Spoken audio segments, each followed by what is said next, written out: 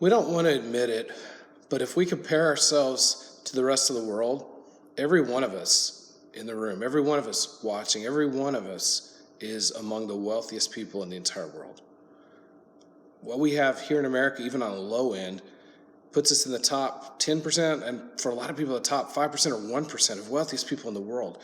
Wealth can be a blessing, but can also be a tremendous risk when we allow it to be something that consumes us. And James kind of tackles this idea here in James chapter 5, the beginning of James chapter 5, the idea of wealth and poverty. He tackles it a bunch of different times, probably at least half a dozen times in the book of James.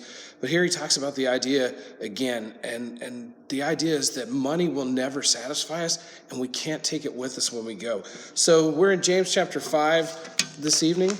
James chapter 5, verses 1 through 6 is where we're going to be, and we're going to talk about the idea of wealth. We're going to talk about something that I'm calling filthy rich. So let's turn over to James chapter 5, and we'll roll with this, as James warns us about the destruction and danger of a love for money and reminds us that only the things that we do for God are going to last. Come now, you rich people, weep and wail over the miseries that are coming on you. Your wealth is rotted and your clothes are moth-eaten. Your gold and silver are corroded, and their corrosion will be a witness against you and will eat your flesh like fire. You have stored up treasure in the last days. Look, the pay that you withheld from the workers who mowed your fields cries out, and the outcry of the harvesters has reached the ears of the Lord of hosts. You have lived luxuriously on the earth and have indulged yourselves. You have fattened your hearts in the day of slaughter. You have condemned, you have murdered the righteous who does not resist you.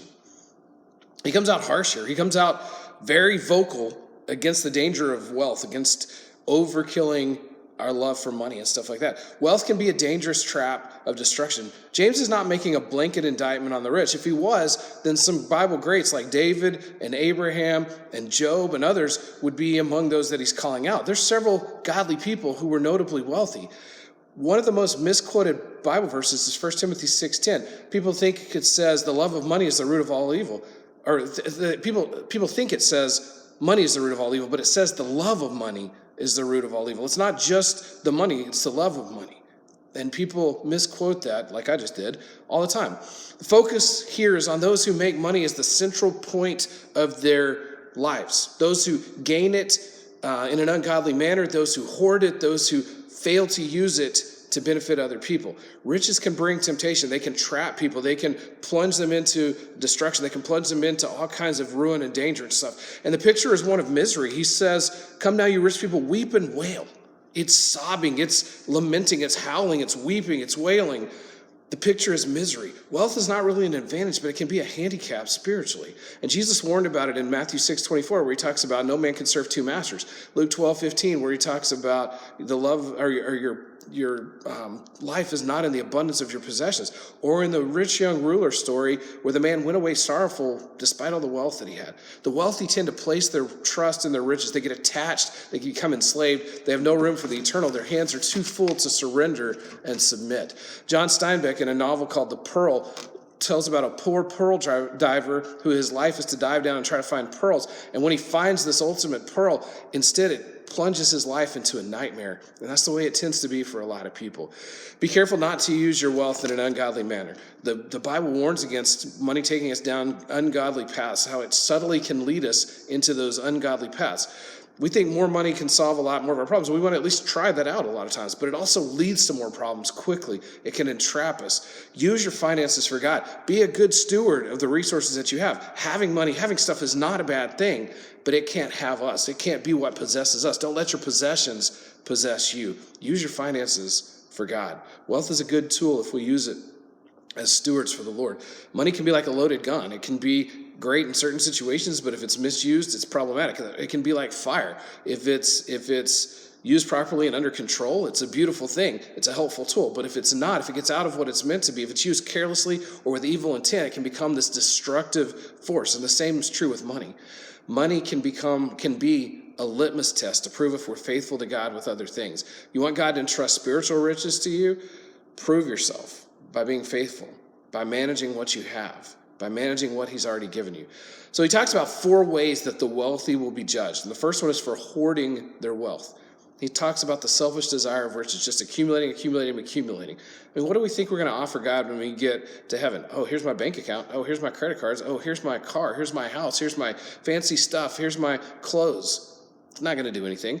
Jesus himself said, what good does it do a man, or what will it profit a man if he gains the whole world and loses his soul?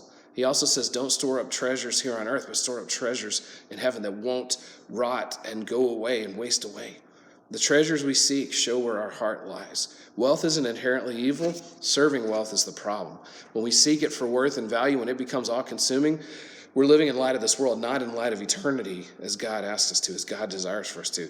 Instead, we're meant to build in this world on things that will last and continue into the next, because a day is going to come where everything else is going to burn away, including us if that's what we're trusting in, including us if that's where our faith is in. But it's all going to burn away. It's all going to go away at the end of time, at the end of our lives. Second thing he condemns them for is for cheating others. He condemns their abuse of power. He condemns their oppression. The Old Testament is adamant about treating workers fairly, treating those people fairly, not cheating workers. God speaks out against this in Deuteronomy 24:14 and 15, Leviticus 19:13, Proverbs 3:27 and 28, and other places as well. In this day and age, a lot of land was owned by a few wealthy people, and they controlled a whole lot. And so other people were dependent on them. And sometimes they would become selfish, and they would withhold wages, and they would delay payment, and those workers would struggle. And they wouldn't be able to have food. They wouldn't be able to pay rent. They wouldn't be able to have the things that they needed, the necessities of life. So they were being cheated. This cries against those who reap expenses, reap wealth at the expense of the poor, reap the riches at the expense of the poor.